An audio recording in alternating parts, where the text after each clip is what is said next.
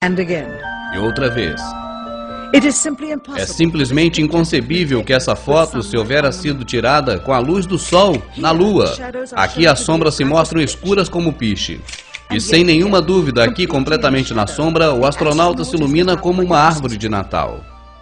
Como pode ser isso? Ou essa, tirado do lado de sombra do módulo lunar.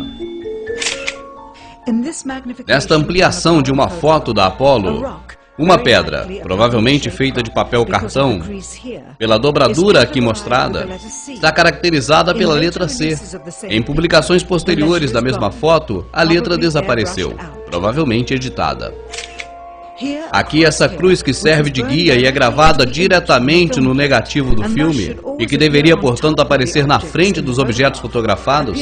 Observe que ela aparece atrás do objeto que foi fotografado, claramente evidenciando que houve uma manipulação fotográfica. No módulo lunar visto atrás do astronauta, claramente alguém se esqueceu de criar uma cratera debaixo do motor, já que ele tem 10.000 libras de força de empuxo. Já que essa cratera foi uma das preocupações da NASA nas provas feitas em terra. The fact that there's no blast crater under the LEM is one of the most conclusive pieces of evidence that I find supporting the hoax. A NASA temia que o módulo viesse a cair dentro de uma cratera que ele mesmo criaria quando descesse. E nessa ampliação parece que o módulo lunar apenas foi posto em cima. E observamos que não há um só grão de poeira lunar sobre a pata do módulo. To have a powerful rocket engine blast the surface of the moon, blasting away all of the dust, and then find footprints surrounding the lunar lander, that to me would be an impossibility. E o que aconteceu com as estrelas? Na Lua e sem atmosfera, deveria ser um espetáculo impressionante as estrelas. E sem dúvida, nenhuma rara vez foi mencionada, nunca, por nenhum dos astronautas em nenhuma das missões. É claro que criar um mural com todas as constelações devidamente colocadas em seus respectivos lugares no céu, sem dúvida, seria impossível de realizar com exatidão. Um simples astrônomo amador competente poderia ter detectado o menor erro nas medidas. A resposta? Não tocar no assunto das estrelas. Jamais. Na conferência de imprensa realizada imediatamente após a missão, essa foi a única pergunta a qual Neil Armstrong respondeu com falta de memória. Could you actually see the stars and the solar corona in spite of the glare? We were never able to see stars from the lunar surface or on the daylight side of the moon by eye without looking through the optics. I don't recall during the period of time that we were photographing the solar corona what stars we could see. I don't remember seeing any. Anos mais tarde, sem constrangimento algum, Michael Collins recordaria haver visto as extraordinárias estrelas descrevendo em seu livro Expedições à Lua. Parecia que a sua memória melhorava quanto mais velho ele ficava. Já que levaram 3 veículos à Lua, por que jamais levaram um telescópio? Se houvessem levado um telescópio, poderiam observar o longínquo universo, muito além do que era conhecido na época. Se houvessem levado à Lua, certamente seria o melhor local para captar galáxias desconhecidas.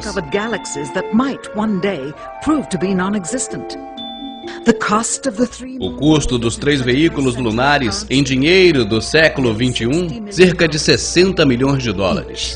A unidade, mesmo tendo menos componentes que um Jeep. Onde ia todo esse dinheiro? E logo temos a bandeira balançada pelo vento. E vento, se na Lua não tem atmosfera? Só podemos então crer que todas as missões, na verdade, foram encenações de estúdio, feito assim por medo de uma possível espionagem aérea por satélite de uma nação inimiga.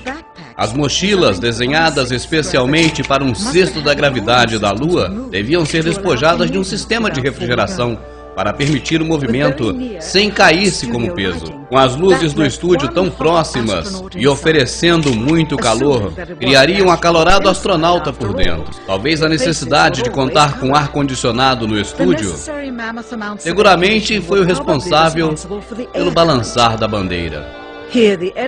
Aqui o editor de imagem fixa a bandeira quando o efeito começa a ser perceptível. E aqui não se deram conta. Esse clipe, obtido há décadas atrás, nunca foi transmitido, devido ao inevitável progresso nas experiências e na supervisão. Mostrar um cesto da gravidade, Com o trotar flutuante dos movimentos dos astronautas, se conseguiria com relativa simplicidade. A câmera lenta. Você está vendo as imagens como já vimos há mais de 30 anos. A veremos agora com o dobro da velocidade. E se mostra claramente que está na gravidade terrestre.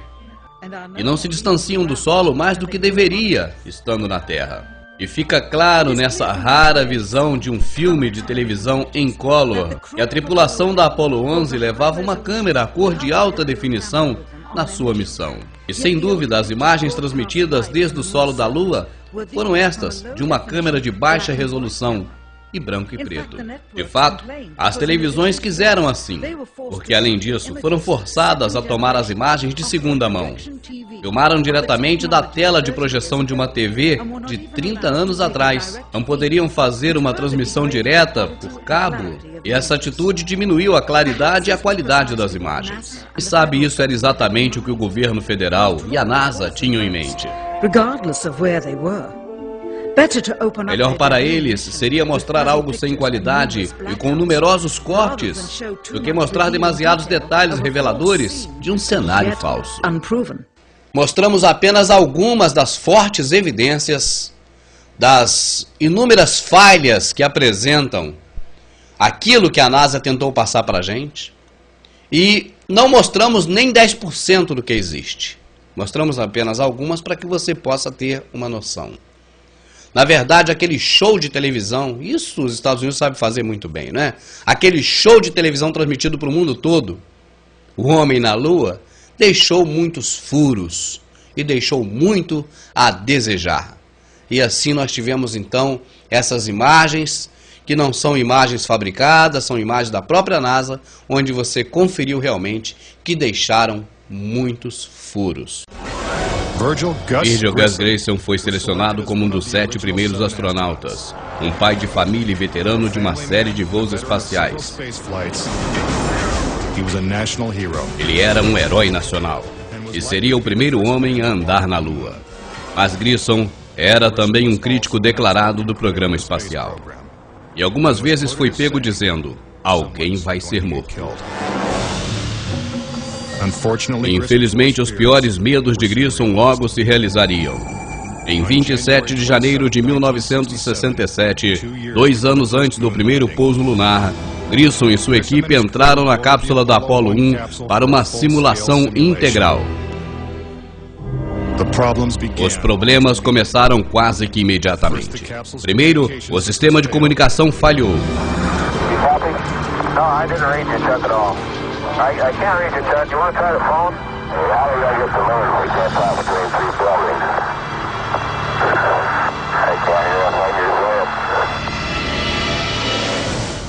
Sem aviso, a cápsula explode em chamas, com os astronautas trancados lá dentro.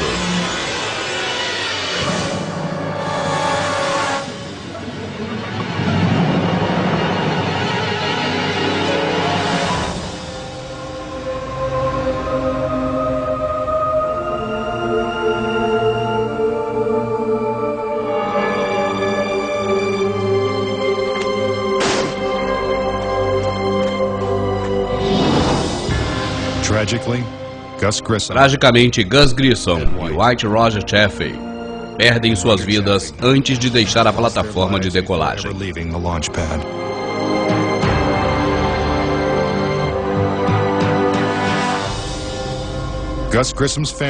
A família de Gus Grissom acredita que o incêndio da Apollo 1 não foi acidente.